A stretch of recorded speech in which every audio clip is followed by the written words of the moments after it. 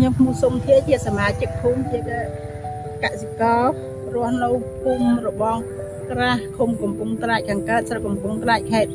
កំពតបានសហការជាមួយមន្ត្រីកសិកម្មភូមិធ្វើស្រូវបង្ហាញពូជការរំដួលចំនួន 39A បានមន្ត្រីកសិកម្មឃុំបានណែនាំឲ្យ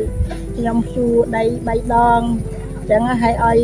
បាច់ពីសរីរាង្គប្របបាតយើងឲ្យស្រូវល្អហើយអត់ឲ្យ3ដងអត់មានស្មៅដុះអញ្ចឹងឲ្យស្រូវល្អកាត់បន្ថយថវិកាទិញថ្នាំស្មៅបាញ់ស្មៅហើយកន្លែងជ្រៅវាល្អជាងរាល់ដងហើយស្នាមខ្ញុំមិនដែលបានជួ3ជើងយ៉ាងនេះហើយខ្ញុំដែលបានបាច់ជីងប្របបាតសរីរាង្គហ្នឹងក៏អត់ល្អដែរតាមនេះបានមន្ត្រីកសិកម្មចុះមកបានបង្ហាញយ៉ាងទៅបានស្រូវខ្ញុំវាល្អអត់មានស្មៅដុះអត់មានអីចឹងកាត់បន្ថយអាលុយចំនួនបាញ់ថ្នាំហ្វាហ្នឹងបានពាក់ការាលយ៉ាងដែរហើយតង់ក្រោយរបស់ខ្ញុំចាំបងណែនាំដល់តែប្រជាបរតក្នុងភូមិយ៉ាងឲ្យណែនាំជាមួយនឹងមន្ត្រីកសិកម្មឃុំចឹងក៏ណែនាំឲ្យជួដី3ដងចឹងឲ្យបាច់ពីប្របបាច់សរីរាង្គចឹងឲ្យ